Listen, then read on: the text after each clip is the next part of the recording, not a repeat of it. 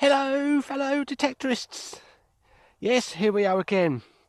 Now today I'm out on permission number 1. It is October the 20th and it's about, about 5 to 9 in the morning. I wanted to get here a bit earlier than this, but it's not turned out too bad. It's quite cold, it's only about 5 degrees, but it should warm up a little bit. It's supposed to be getting sun all day. As I said, I'm on permission number 1 and they have finally ploughed the field, the stubble field. Believe it or not, they've only done it this week. I've been on here twice on the stubble and didn't find much. I was getting hardly any signals, any targets at all. It's a bit rough. It could really do with disking and rolling, which I should imagine they will do sometime soon. But we'll give it a go on here now and see whether I don't get anything. If I'm still not getting many targets, then I will go back on a couple of fields behind me at the moment where I had the stator from and where I've been going the last couple of times actually on this particular permission. You've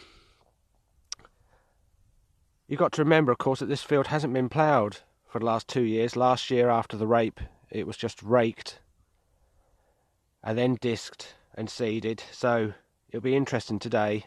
I've been waiting for this, to be honest, so I'll shut up and I'll get on with it. Because I'm only here till the middle of the afternoon, so I want to go over the other field as well and see what they've done over there. Anyway, like I say, let's see what happens, and you'll see me as usual at the first find. Bye for now.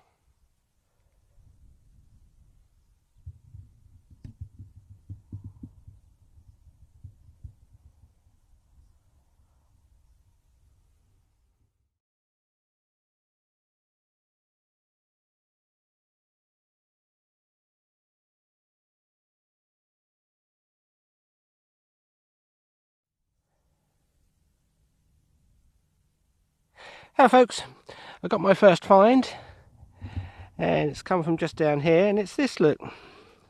It's actually a piece of iron. I think it's iron. It still gave me a fairly good signal, that's why I dug it in the first place. Look at that. I've never seen anything like that before.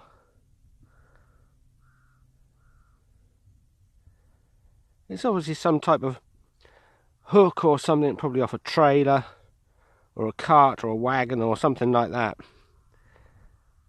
But if you know what that is, let me know please. But that's my first find. I thought I'd include that as it's quite unusual. Anyway, bye for now.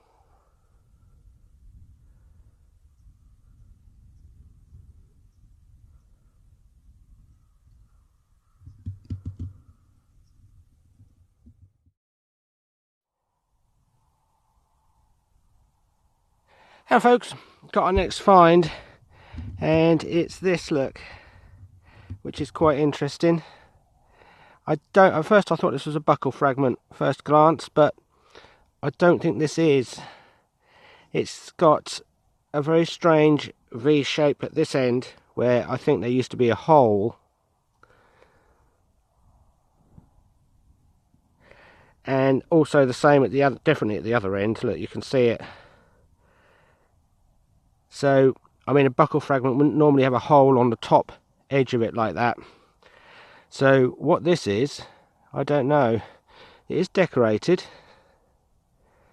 It could be a very, very narrow strap end of some type, because they did have very, very thin belts. Or other than that, I don't know. I'm going to have to clean it up some more and see if I can't make out what that decoration is in the centre there. But it's definitely interesting.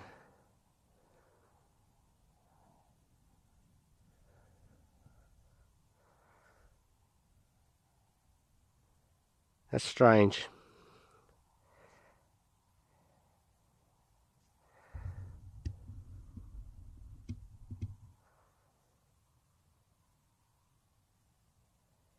Anyway, we'll carry on.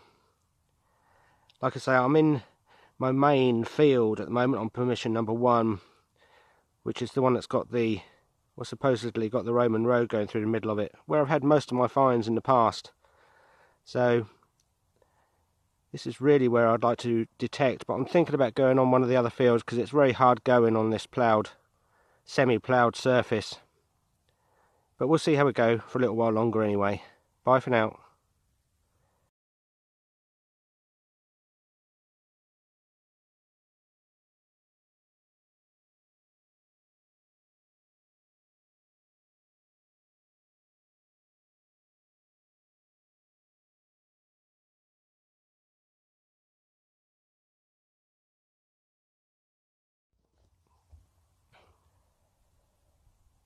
Hey folks, just had another find, and this one is quite interesting. It should be one of the hollow military buttons, but as you can see, this has been squashed absolutely flat. Now I think, trying to get it the right way around, it's difficult to tell now. It's been, there we are. You can just see the crown just below the 12 o'clock position, and that's literally the best way that I can tell, I think, that it's the right way up. But that's one of those hollow military style buttons that's been completely squished. I thought it was a coin at first, but no, you can see that used to be a button. I have found a couple of these buttons actually on the spot where I am now, so that's interesting. I should go and find a third one. Anyway, we'll carry on. I'm now about to go on to the other field because this ploughed surface really is difficult. Anyway, I'll see you at the next one.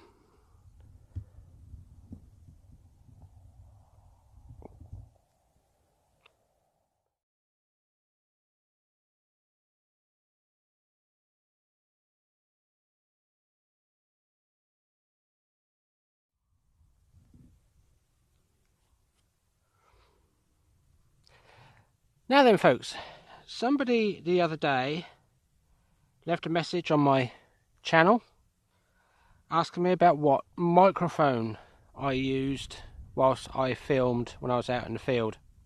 When I'm detecting, of course. Well, that's quite a good question, because for quite some time I didn't use any plug-in microphone at all with my phone. I found that just filming on the phone was very good, was more than acceptable really. But when you start to get to the end of the summer, the weather starts to change and the wind starts to pick up, like it did for me last weekend. It was very strong wind. Using the microphone on the phone is practically impossible. You get too much wind noise. You may have watched other videos on YouTube where you just get constant wind noise and you can hardly hear what the people or the person are saying. Well, in actual fact, I use a Samsung Galaxy S8 mobile phone for all my videoing. And if you don't use any plug-in microphone, believe it or not, when you start to record a video, say you're at home or whatever and you're recording something in your living room or something like that, your phone automatically uses the microphone which you would talk through or talk into when you're making a telephone call, which is fair enough. They're half decent quality, but they're not very good. So that when you're outside in the wind, that microphone is very susceptible to the wind noise, and that's why it picks up on the videos.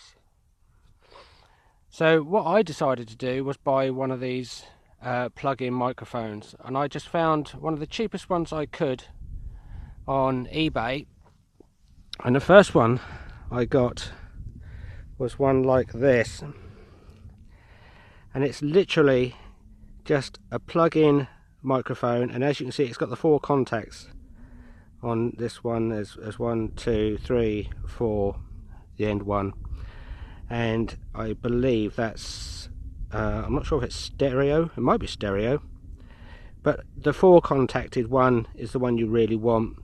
And this is just a small plug-in microphone. It plugs into the headphone socket on my mobile phone, and this came with a little fluffy sock which pulls over it. Now for most of my videoing and recording, this is what I use. Well, I say most of it. Whenever you see me do live digs and I'm actually talking a fair distance away from the phone, this is the one that I'll use. The one that I use when I'm actually talking behind the phone is the one which is plugged into it at the moment, and I'll show you a picture of that in a second. And that is a proper oh, by the way, this one I'm holding in my hand, it was very cheap. It was about £2, £2 or £3 on eBay. I literally had to just wait for it to come from China or somewhere like that. You can get them in this country, but you pay a little bit more for them, I think. But the bigger one, which is plugged into my phone at the moment, I find I have to have facing towards me to pick up the best sound quality.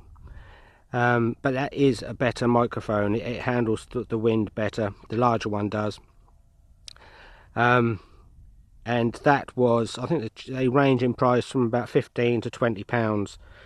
But that comes with a plug-in lead, and it mounts to the top of my phone holder with a little screw threaded vice grip thing, and it's got a proper anti-vibration sound mount which the microphone plugs into, and it comes with its own bigger sock, a bit like this one on this small one. I would show you it now, but like I say, obviously it's plugged into my phone. But you'll see pictures of it in a moment.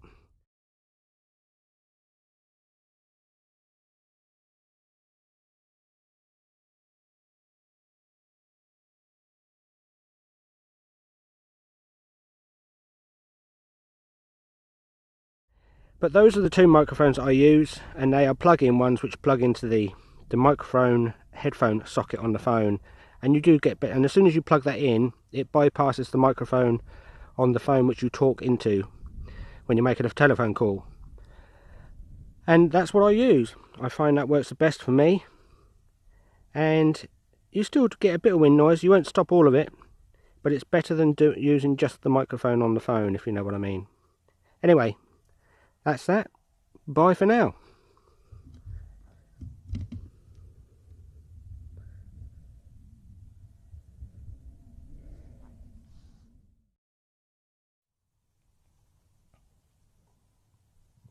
Hello folks, our next find is this, and it's a tiny little fragment. Again, at first I thought it was a buckle fragment, and again I don't think this is, because obviously it's got the hole there, look. So it was probably some kind of horse harness fitting, decoration, something like that. That's what I think anyway. It might be a bit of a buckle plate. Anyway, let's carry on.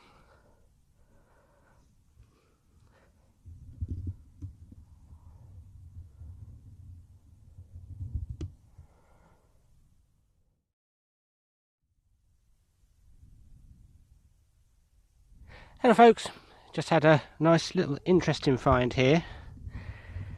It's a piece of lead. It's very small, but I don't know if you can see on there. There are some crisscross markings on this, so I'll be interested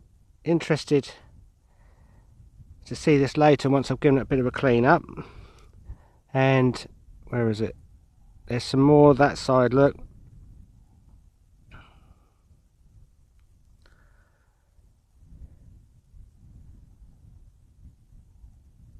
Very interesting.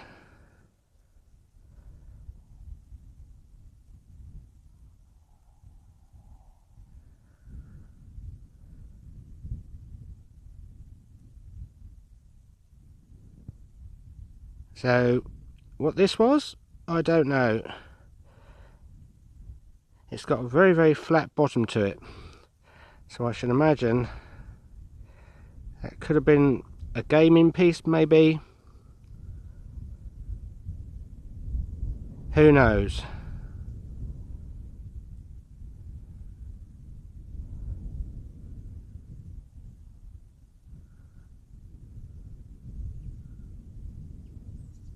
That's interesting anyway. Let's carry on. Bye for now.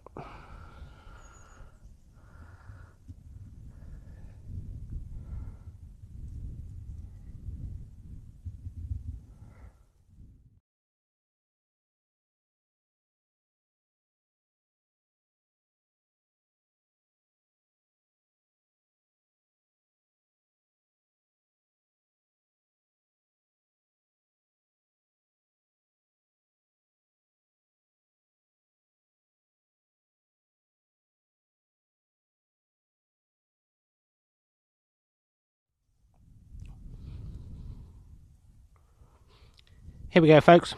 I just had that strange little square piece of lead. I'm literally still in the same place, in the same spot. And I just had a decent sized musket ball. I know they're probably from completely different eras,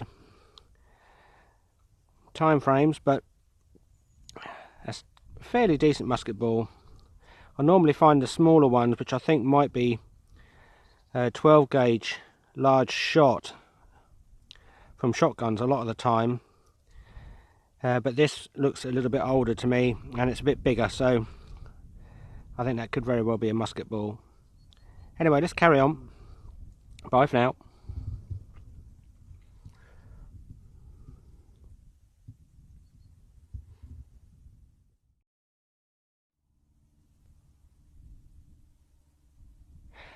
Hello folks, just had another find, and it's a big 1 penny coin. It's a George V, and I think it's dated 1912, but I'm not 100% sure.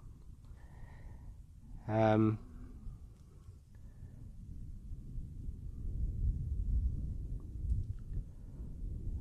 is it? Around that side. I think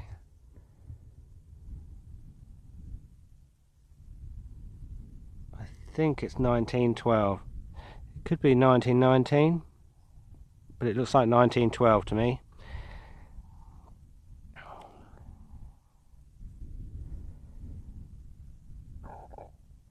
Anyway, that's our first coin today. Anyway, let's carry on. Bye for now.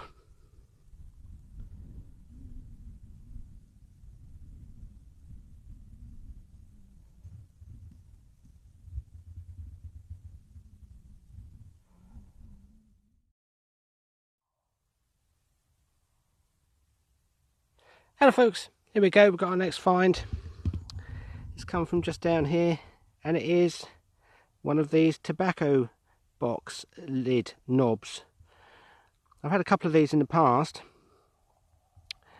and it's always made me very doubtful as to whether they are tobacco box lid knobs.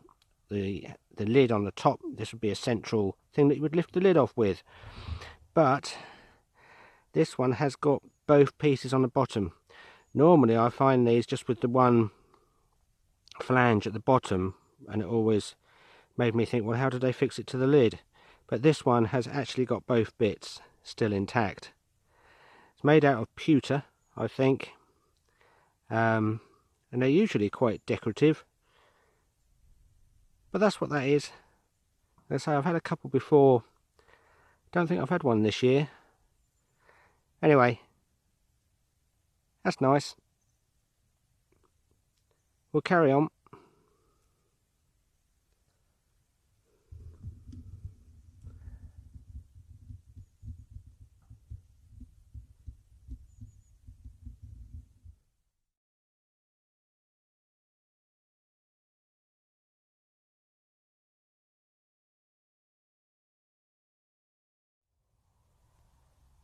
Here we go folks, I've got quite a good signal here, so I thought I'd do a live dig, or try one at least.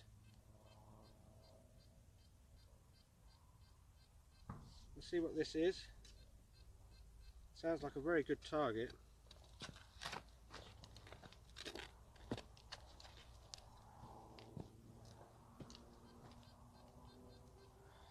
Well, it's out.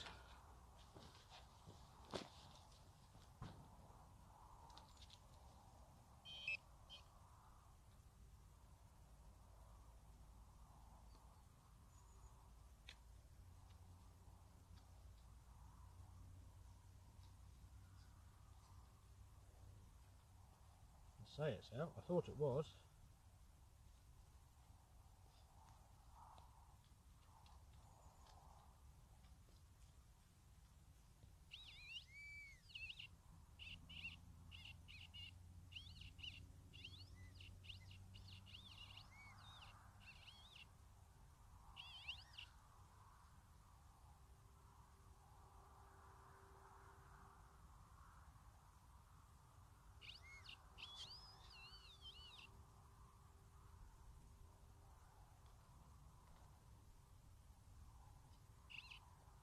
It's just a tiny piece of this. I don't think it's lead, it's probably a bit of pewter. But that time, unfortunately, that's all that was. Anyway, we'll try again. Bye for now.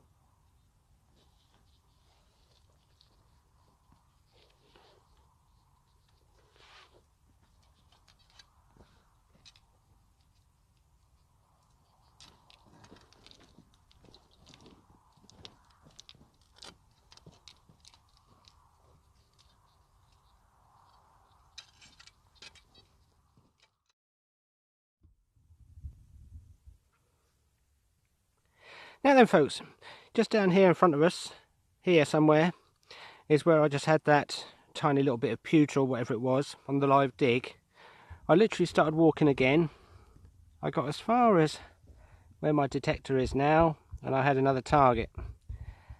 And it looks like a coin, so I'll go and get it and we'll see what it is together. I haven't pulled it out of the clod yet.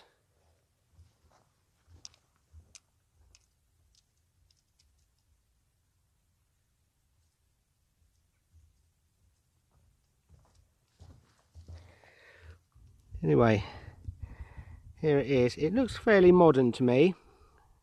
It's definitely not a hammered coin, but what that is, I don't know. It might be a modern 5p, but we'll see.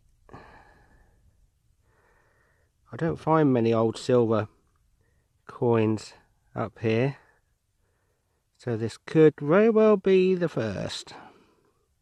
I've had a couple of sixpences.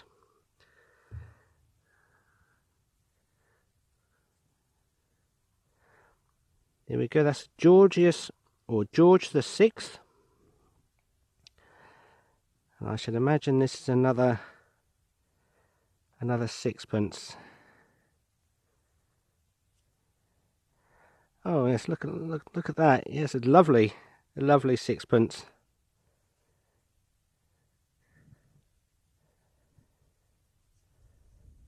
That's great. I don't think I've had one like that before.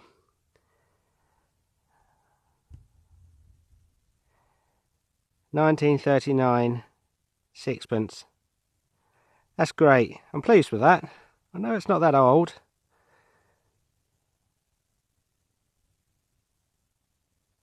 Lovely.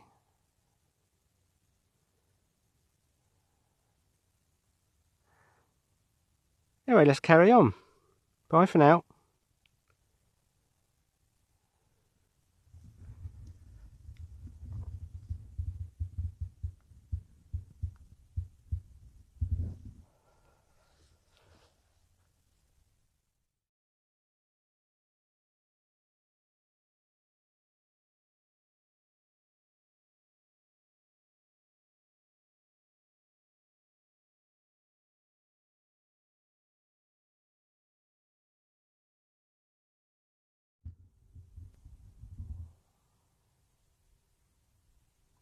Hello folks, our next target is what's left of a silver gilded spoon. It's very flimsy, very thin material. You can just see where the handle used to be on the bottom here, and that is what I reckon that is. That's pretty safe to say. But as you can see, it's fairly well squashed. Pity it wasn't intact, but there we go. We'll carry on. Bye for now.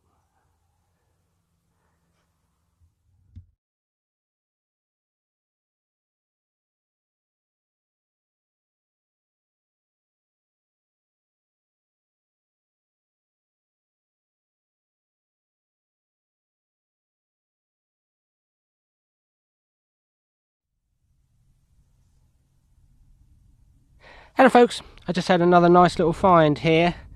It's come from just down here, as you can see, and it is a little trader's token, I believe.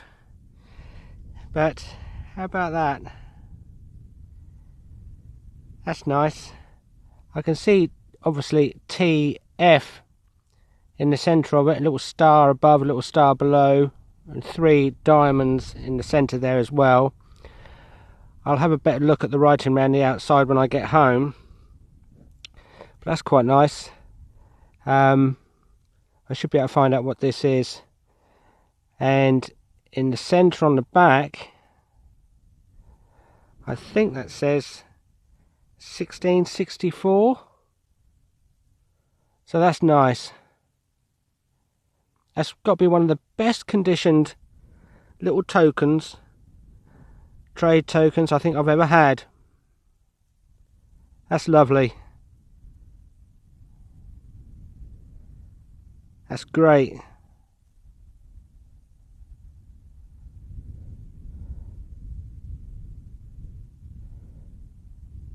But I should be able to find out what that is later on. Let's carry on. Bye for now.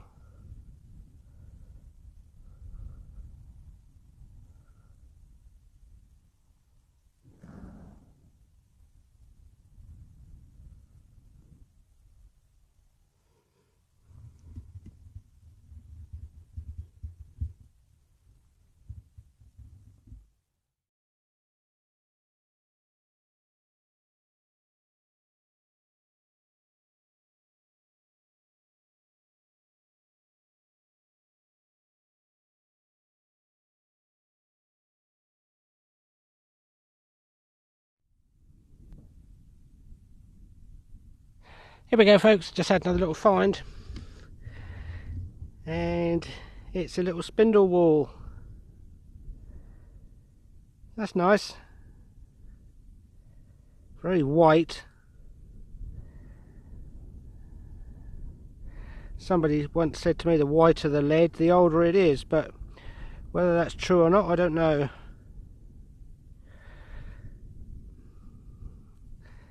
That's quite nice. Anyway, we'll carry on. It won't be long before I'll be leaving to go home, so I'm sort of heading my way on the way back to the car, but something else might turn up. Bye for now.